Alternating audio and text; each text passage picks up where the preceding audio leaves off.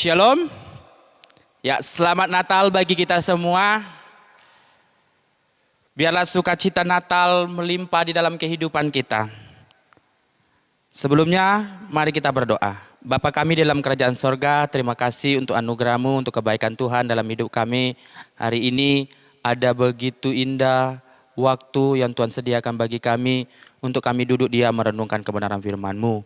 Tuhan, sucikan kami, perkenankan kami untuk kami boleh layak menerima berkat daripada firman-Mu. Berkati hamba, urapi hamba, di dalam hamba menyampaikan kebenaran firman-Mu. Di dalam nama Tuhan Yesus Kristus kami berdoa dan bersyukur. Amin. Ya, saya ingin mengajak kita semua membuka Alkitab kita di dalam Mika pasal yang pertama ayat 1. Ya, ayat ini merupakan ayat favorit setiap tahunnya. Kita sering mendengar ucapan Natal kalau ayat ini.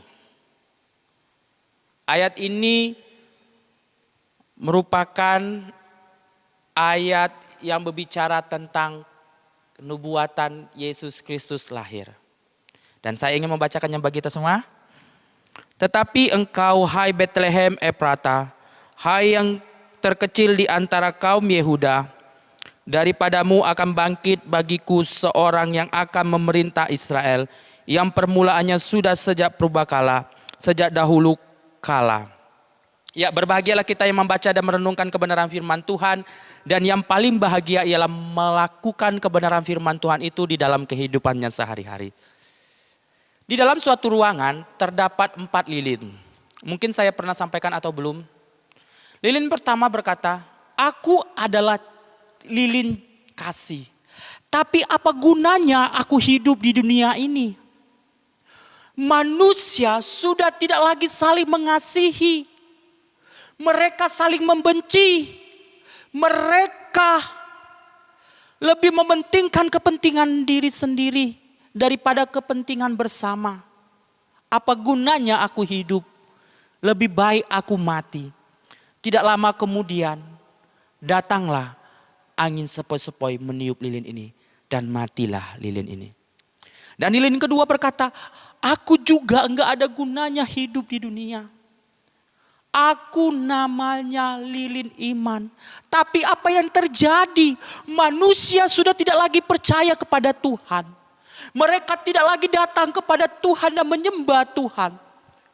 Mereka lebih mementingkan HP mereka.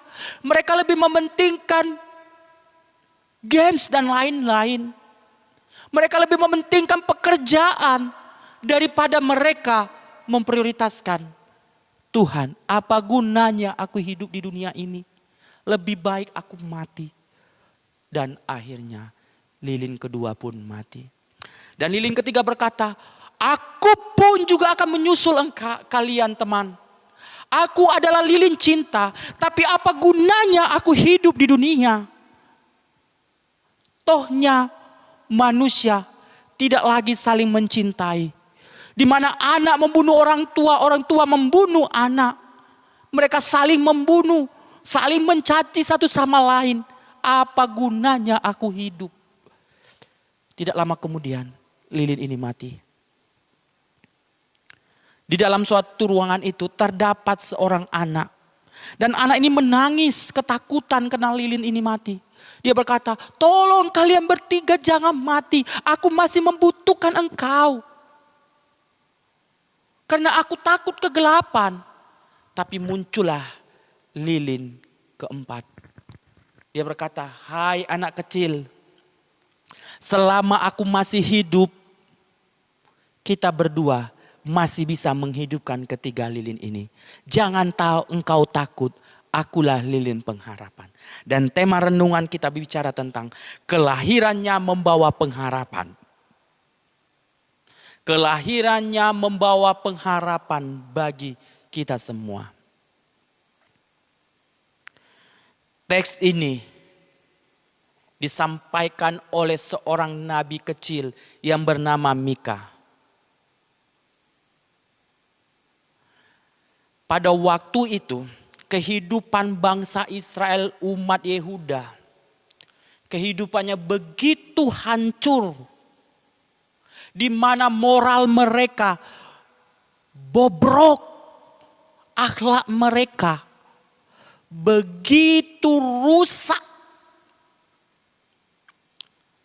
Para pemimpin, para raja pada waktu itu memimpin dengan otoriter, dengan suka-sukanya. Mereka hanya mementingkan kepentingan diri mereka. Para hakim tidak lagi memimpin, memutuskan dengan keadilan dan kebenaran firman Tuhan. Para pemuka agama, mereka menggunakan jabatan mereka untuk mencari uang dan kesenangan mereka. Yang seharusnya para pemimpin agama pada waktu itu menjadi panutan, menjadi teladan. Sama seperti di negeri kita, bukan? Di mana para pemuka agama ikut-ikut politik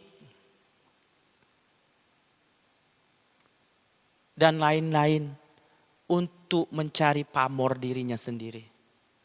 Pada waktu itu pun terjadi di bangsa kehidupan orang Israel. Orang-orang yang menjadi,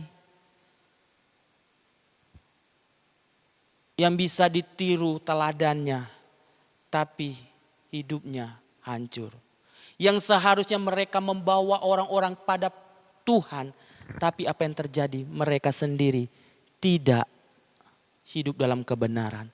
Dan orang-orang kaya pada waktu itu, saudagar-saudagar, pengusaha-pengusaha pada waktu itu, hidupnya menindas orang-orang kecil, menindas orang-orang miskin.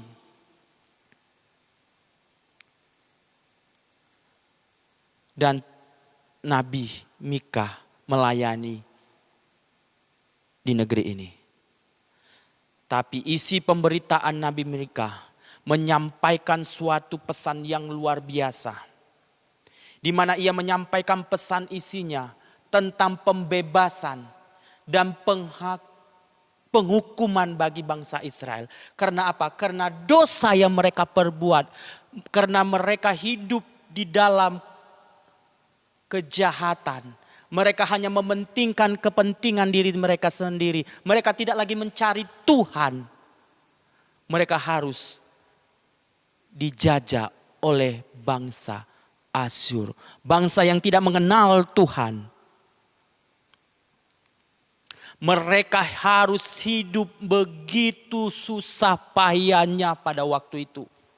Mereka mengalami penderitaan yang begitu berat. Mungkin engkau juga saat ini sedang mengalami begitu masalah, beban yang menumpuk, yang seakan-akan tidak ada lagi pertolongan. Hal juga terjadi pada waktu itu. Dari sudut pandang manusia, tidak ada mungkin ada orang yang bisa menolong bangsa Israel ini dan membebaskan bangsa Israel ini. Tapi dengan perantaran Nabi Mika, Tuhan mengatakan bahkan ada seoranglah yang bisa menyelamatkan dia. Seorang yang lahir di Betlehem. Siapa sangka kota Betlehem Epata, kota yang sangat kecil, disitulah Yesus lahir. Itulah pengharapan yang disampaikan oleh Nabi Mika kepada orang-orang Israel. Dan pengharapan yang disampaikan itu benar-benar Tuhan genapi dan Tuhan tepati janjinya. Tuhan lahir dan ada bagi bangsa Israel pada waktu itu. Di mana pemerintahannya, dia tidak memerintah dengan otoriter. Dia tidak mencari kepentingan dirinya sendiri. Tapi dia memerintah dengan begitu belas kasihan. Dia memerintah dengan kasih sayang bagi kita semua. Itulah yang diharap-harapkan oleh bangsa Israel. Dan itu juga yang kita harapkan bagi kita saat ini. Dan Yesus lahir memberikan suatu pengharapan yang baru bagi kita. Walaupun dia lahir dalam kesederhanaan, tapi dia datang memberikan pengharapan yang baru bagi kita. Melalui tema ini, kita belajar yang pertama. Pengharapan itu membawa suatu perubahan yang luar biasa. Coba teman-teman dan Bapak Ibu renungkan. Apa yang terjadi jika Yesus itu tidak lahir 2000 tahun yang lalu? Sampai saat ini pun kita akan hidup di dalam keberdosaan. Dan apa yang kita kerjakan, walaupun itu menurut kita baik, menurut kita benar, tapi itu belum tentu benar di hadapan Tuhan. Karena kita masih hidup di dalam keberdosaan. Dan kita mati di dalam kebinasaan. Tapi peristiwa 2000 tahun yang lalu, peristiwa kelahiran Yesus Kristus itu mengubah semuanya. Yang tadinya engkau harus dibinasakan, yang tadinya engkau hidup tanpa Allah, tapi Yesus datang membawa engkau dan saya mengalami suatu perubahan. Di mana yang tadinya engkau menjalani hari-harimu dengan sudut pandang engkau sendiri, dengan cara pandang engkau sendiri itu baik dan benar. Tapi melalui kelahiran Yesus Kristus, apa yang kau perbuat, apa yang kau lakukan, inilah yang menjadi menjadi cerminan kita. Firman Tuhanlah yang menjadi cerminan dalam hidup kita untuk melangkah. Peristiwa kelahiran Yesus Kristus mengubah peradaban dunia. Bahkan dia lahir di dalam sejarah. Ketika Yesus itu lahir, membawa pengharapan yang mengubahkan hidupmu dan hidup saya. Yang tadinya engkau dan saya tidak ada gunanya hidup. Yang tadinya engkau tidak ada nilainya engkau hidup. Yang tadinya engkau hina, tapi dia mau datang untuk mengubah engkau yang hina menjadi bernilai. Di tangan Tuhan semua menjadi berarti. Oleh sebab itulah ia mau datang ke dunia untuk mengubah siapa? Mengubah engkau dan saya. Natal 2000 tahun yang lalu, Yesus datang menjadi manusia dan hari ini dia mau datang di hati engkau. Biarlah Yesus Kristus itu datang dan lahir di hidupmu, di hatimu dan mengubah kehidupanmu. Menjadi orang yang spektakuler, bukan menjadi orang yang biasa-biasa. Tapi menjadikan engkau orang yang luar biasa. Kalau Yesus lahir di hatimu. Karena di tangan Tuhan. Yang jelek pun bisa jadi berarti. Bisa menjadi bernilai. Ada seorang pemain biola atau maestro. Di mana dia mengatakan bahwa saya akan memainkan biola yang sangat mahal. Semua orang menonton pada waktu itu. Akhirnya dia memainkan, diambilnya satu biola. Dia mainkan. Dia mainkan. Selesai dia mainkan, semua orang tepuk tangan. Semua bersorak-sorai. Setelah semua orang memberikan sorak-sorai, apa yang terjadi? Sang maestro mengambil biolanya yang barusan dimainkan, melemparkannya dan menghancurkannya. Dia katakan kepada para penonton, ini biola yang harga murahan. Wow, semua orang kagum, yang begitu murahan saja, begitu indah. Akhirnya dia ambil biola yang mahal, dia mainkan, begitu indah. Kita belajar dari teks ini. bagaimana biola yang murah saja dimainkan oleh sang maestro akan mengeluarkan bunyi yang indah. Begitu juga hidupmu. Yang tadinya engkau hina, yang tadinya engkau tidak bernilai, tapi engkau mau menerima Yesus lahir di hatimu, membuat engkau menjadi bernilai dan berarti dalam hidup ini. Biarlah Natal itu lahir di dalam hatimu dan mengubahkan pikiranmu, mengubahkan hatimu, mengubahkan pola pikir hidup kita. Yesus lahir di dalam sejarah. Dia mengubah sejarah manusia yang berdosa menjadi layak di hadapan Allah. Membuat engkau dan saya berarti dan berharga. Yang kedua, pengharapan yang membawa sukacita. Apa yang dicari orang di dalam hidup ini? Pasti sukacita dan kebahagiaan. Engkau bekerja untuk apa? Mencapai kebahagiaan. Engkau studi untuk apa? Supaya engkau mencapai sukacita dan bahagia. Pada waktu kehidupan bangsa Israel pada waktu itu, mereka hilang sukacita, mereka hilang ketenangan, mereka hilang damai sejahtera. Karena apa? Mereka mengalami penindasan di negeri Babel. Kenapa? Karena olah dosa mereka. Hilangnya sukacita, hilangnya damai sejahtera di dalam diri kita karena dosa kita. Tapi Yesus Kristus datang ke dunia ini membawa sukacita yang luar biasa. Yang tidak bisa dicari dan ditemukan dimanapun.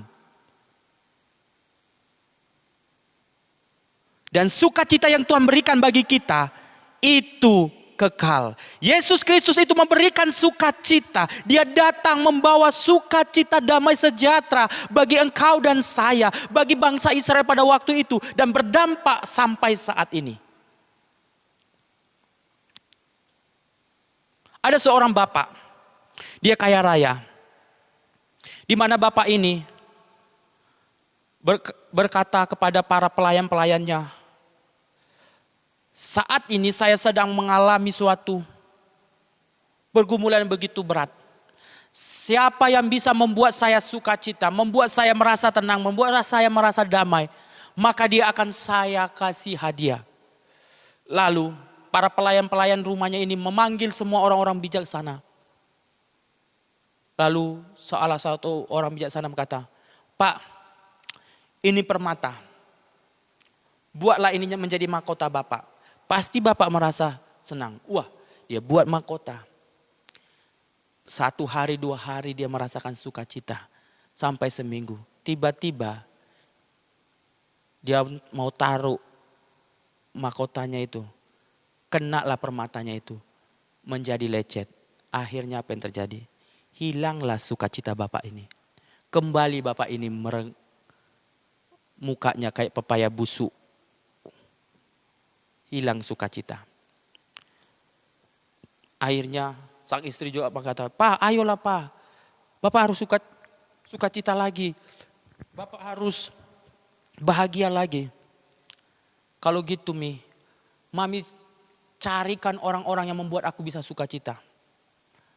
Carikan orang-orang bijaksana, kumpulkan semua orang. Supaya mereka bisa memberikan aku sukacita. Akhirnya dikumpulkan dan salah seorang berkata, Bapak mau merasakan sukacita dan bahagia? Iya, saya mau. Buatlah setiap hari Bapak sukacita. Buat pesta di rumah Bapak. Melalui masukan orang bijaksana ini, dia lakukan.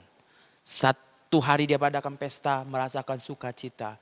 Sampai 1 bulan, dia adakan pesta, dia tetap sukacita. Jalan kedua bulan, apa yang terjadi? Orang-orang merasa jenuh, orang-orang sudah merasa bosan dan akhirnya perlahan-lahan meninggalkan. Dan akhirnya bapak ini kembali, muka kembali cemberut. Hilang sukacitanya. Akhirnya apa yang dilakukan pelayan ini? Pelayan ini memanggil orang yang dulunya kaya, tapi dia merasa sukacita dengan kesederhanaannya. Dia perhadapkan, dia pertemukan dengan bapak ini. Lalu dia berkata, Bapak ingin merasakan sukacita. Dulu pun saya begitu, saya juga mencari sukacita itu. Tapi apa yang terjadi? Saya tidak menemukannya. Tapi ada sosok pribadi yang bisa membuat saya merasakan sukacita. Coba Bapak tutup mata. Ketika di tangan Bapak ada berlian, apa yang Bapak rasakan? Sukacita. Tapi ketika berlian itu hilang, apa yang Bapak rasakan? Sukacita itu hilang. Kebahagiaan itu hilang. Sekarang, tahu Bapak, sukacita dunia itu hanya sementara. Sukacita yang kita dapat melalui pemberian, melalui apa yang kita lakukan, itu akan hilang sekejap. Tapi ada satu pribadi sosok yang membuat saya sukacita saat ini. Bapak harus menerima Yesus itu lahir di dalam hati Bapak. Ketika Bapak menerima dia, maka Bapak akan mengalami sukacita. Bukan berarti Bapak tidak punya masalah. Bukan berarti Bapak lepas dari pergumulan. Tidak. Bapak punya masalah. Tapi ketika sukacita itu ada di dalam diri Bapak, maka Bapak akan mampu melewati setiap pergumulan, tantangan hidup yang menimpa Bapak. Karena melalui sukacita itu akan memberikan kekuatan. Akhirnya Bapak pun menerima Yesus. Jadi teman-teman, tidak ada yang abadi sukacita di dunia ini. Yang abadi adalah sukacita yang daripada Tuhan. Kelahiran Yesus Kristus itulah yang membuat kita mengalami sukacita. Melepaskan kita dari keterikatan dosa. Melepaskan kita dari beban yang begitu berat. Firman Tuhan katakan apa yang terjadi? Dikatakan, aku datang memberikan kelegaan. Yesuslah yang mampu memberikan kita sukacita, damai sejahtera. Biarlah kelahiran Yesus Kristus itu memberikan sukacita. Pengharapan yang tidak bisa hilang. Yang terakhir, melalui teks ini kita juga belajar bahwa Yesus membuktikan kasih-Nya dan pengorbanannya bagi kita.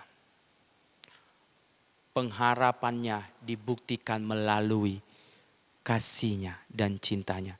Dia datang ke dunia membuktikan bahwa dia mengasihi engkau. Dia datang ke dunia ini membuktikan dia berkorban untuk engkau. Di mana dia berkorban? Di kayu salib. Yang seharusnya kitalah yang dihukum. Yang seharusnya kitalah yang harus binasa. Tapi dia menggantikan. Mau berkorban. Menebus engkau dan saya. Yang tadinya dia dari sorga. Yang mempunyai segala sesuatunya. Dia yang harus dihormati, diagungkan. Tapi mau datang di bumi ini yang penuh dengan keberdosaan ini. Dia mau dihina. Dia mau menerima hinaan. Dia mau menerima ejekan. Untuk siapa? Untuk engkau dan saya. Supaya engkau dan saya benar-benar mau juga mengikuti teladannya. Benar-benar menyerahkan diri kepada Tuhan. Bukti kasih Yesus melalui kelahiran ini 2000 tahun itu. Pengharapan yang telah datang itu membuktikan kau dan saya dikasihi oleh Tuhan. Dan dia mau berkorban untuk hidupmu. Biarlah melalui kelahirannya yang membawa pengharapan ini. Membuat hidup kita mengalami perubahan. Membuat kita mengalami sukacita. Membuat kita semakin kagum akan Tuhan. Semakin kita mengasihi Dia. Amin buat kebenaran firman Tuhan. Mari kita berdoa. Segala hormat dan kemuliaan bagi Tuhan. Terima kasih Tuhan untuk kebenaran firman-Mu. Bahwa Engkau datang ke dunia ini memberikan pengharapan yang baru bagi kami. Bahwa kedatangan-Mu di bumi ini Tuhan, bukan karena kepentingan pribadi-Mu. Bukan karena supaya Engkau diagungkan Tuhan. Tapi kedatangan Engkau ke bumi ini untuk memulihkan hidup kami. Untuk kami yang berdosa ini. Supaya kami Tuhan tidak hidup di dalam kebinasaan. Terima kasih Tuhan melalui kelahiran-Mu di Bethlehem 2000 tahun yang lalu. Mengingatkan kami Tuhan bahwa Engkau Allah benar-benar mengasihi kami. Bahwa Engkau Allah benar-benar membuktikan pengorbanan-Mu. Ajar kami Tuhan untuk hidup di dalam kasih-Mu. Dan ajar kami Tuhan untuk memprioritaskan Tuhan dalam hidup-Mu. Di dalam nama Tuhan Yesus Kristus kami berdoa. Amin. Ya, selamat Natal, Tuhan Yesus memberkati kita semua.